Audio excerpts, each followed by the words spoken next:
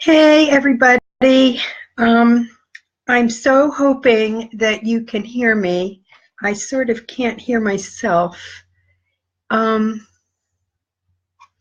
and here I am on Facebook Live. So tonight, what I want to talk to you about is being different. Hi, Donna. I want to talk to you guys about being different and just, some of the things that have happened to me about being different. Strawberry, yay, happy birthday. Hey, Diane. So one of the things that I want to start talking to you about is how when I was a kid, just like everybody else in the human herd, right? I wanted to be the same. I wanted to be just like everybody else in my kindergarten class. And really early in my life, I started being moved along the different category, the different route. And one of the things that I think was really intense for me was actually dyslexia. And whoever heard about that when I was a kid? I never heard about dyslexia. And, I grew up with a lot of confusion. And when I first heard about it, I heard that you mixed your letters up and things like that. And I'm like, well, I don't really have that. But yeah, I kind of do. I was like a terrible speller and I was bad at math. So whatever my problem was, what it did was it moved me into the area of art, which was a super blessing for me. And so in dealing with dyslexia, I ended up, compensating in some really big ways that were pretty creative. So I have notes, so you have to just excuse me with my notes here. So the other thing that was going on in my life, not only was I kind of whatever it was, we're going to call it dyslexic. Not only did I have that thing going on, but I had a very different upbringing. I had my dad died and my mother worked and my grandmother raised us. And so that was completely different from the people that I was growing up with in suburban New Jersey in the 50s. Everybody had a mom and dad. Everybody had, it was like totally, I don't know what you even call it, but it was, for me, it was different. But at any rate, so as I was growing up, oops, something's happening here, you guys, that I don't quite understand. What was ending up happening with me was that I was starting to kind of see through the idea of what other people thought, or what I even thought was normal, and I started to be able to, even at a young age, see the hypocrisy. I'm sure that you guys know what I'm talking about. Start seeing through the baloney in other people's lives that you think have it all together. And at that point, I started realizing that I was pretty much on a path by myself, that I was walking a path that was different from a lot of other people. And I found friends. I had some really interesting, good friends growing up, but I was really learning to kind of walk alone.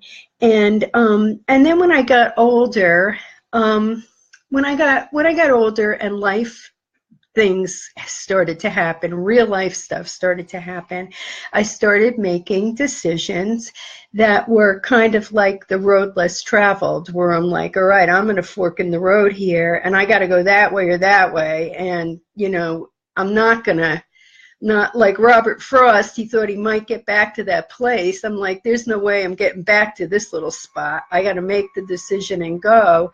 And I did. And I tended to make decisions that were also not like a lot of other people that I knew were making.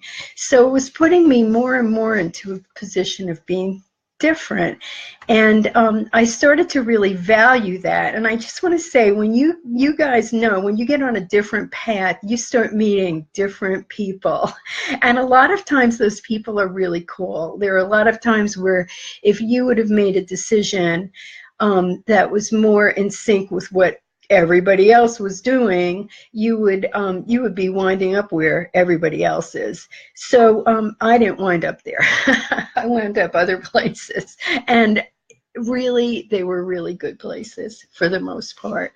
So, so I wrote some tips, and I wrote 7 tips and a realization about being different. And I'm going to do these, Friday night Facebook Live things, but I don't want to bore you to tears, so they're going to be short. The first tip that I have for you is for you guys to be prepared to walk alone. And I know just from seeing some of you fabulous people that are already on this, that you already know that. There's so many people that I know that have really walked paths that they have been alone on, and have had to really, really just take a deep breath and know that it's going to be okay. And it has been okay for me. So the second thing that I wanted to talk to you about is to actually monitor real times where people try to put you in a box, times where you see someone's, you're talking to someone and they're kind of like trying to shove you in some kind of a box, like a gender box or an ethnic box or an age box. They're trying to get a grip on you somehow. And one of the things that I think is a really good thing to do for yourself in those situations is to journal about that, because those people that are putting you in boxes they're putting you in something to make themselves feel safe. And this is a tip for you. This is something for you to be able to see, what is it that I have a strength in that's kind of intimidating to this person. So I suggest a journal about when people are putting you into boxes, when they're trying to fit you into something that's because you are intimidating to them, and that is your strength. That's one of your superpowers happening there.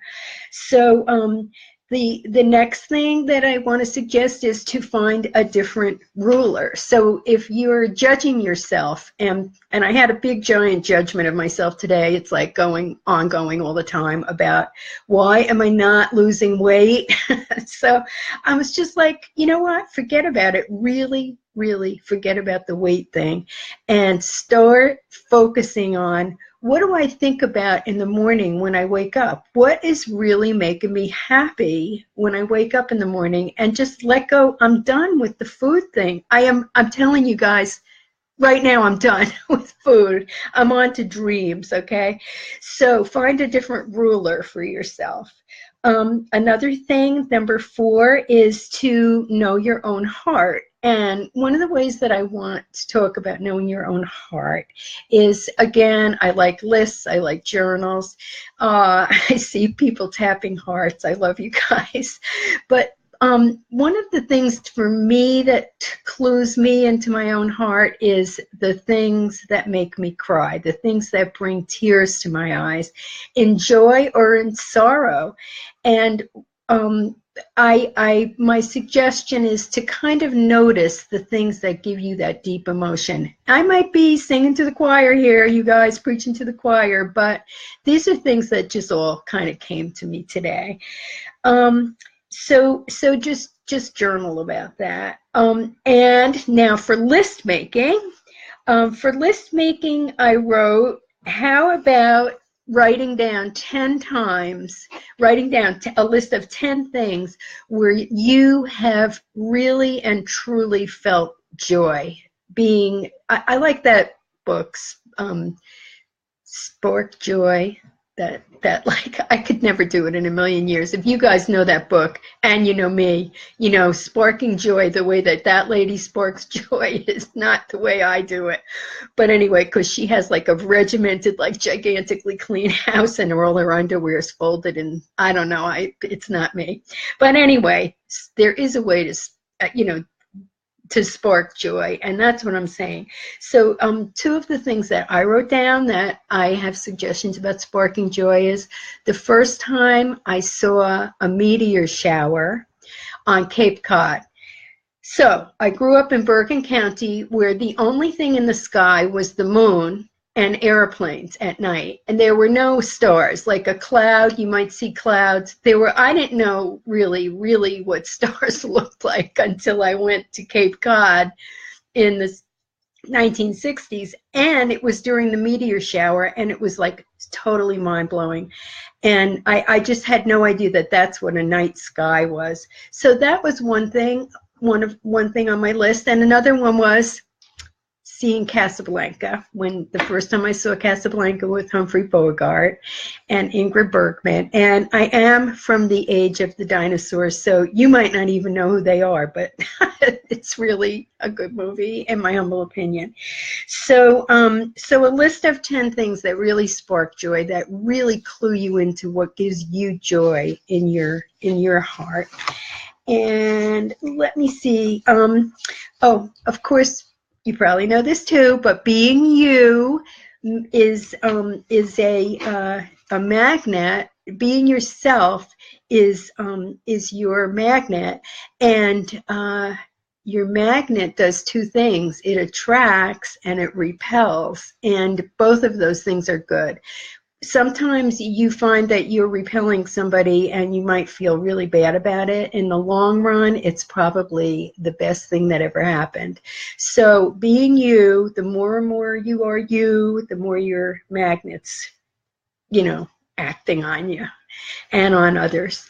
And for creativity, in creativity, one of the things that I think is really important, especially if you get to a point where you're stuck, is if you're an artist, try to write a poem about your painting instead of painting it. Write a poem about it. If you're a dancer, do a sculpture, do a still event instead of a dance. If you're a singer, possibly act out something, or make a painting of your song. So mess around with mixing up your media. Mixed media is, I think, a major tool in creativity, and it doesn't mean you have to go in that realm for the rest of your life. And the last thing that I want to tell you guys is that that today I was texting one of my mentors, and I was thanking her because she was helping me. She really gave me a lot of help in going live on Facebook, which I was just really afraid about. So for about a year, I wanted to do this, and finally, a couple of weeks ago, I decided, all right, this is it. And I was talking to her about how it took me a year to get the nerve to do this. And as I was typing the word nerve, I realized that there is just the tiniest little shift in the word nerve and the word never.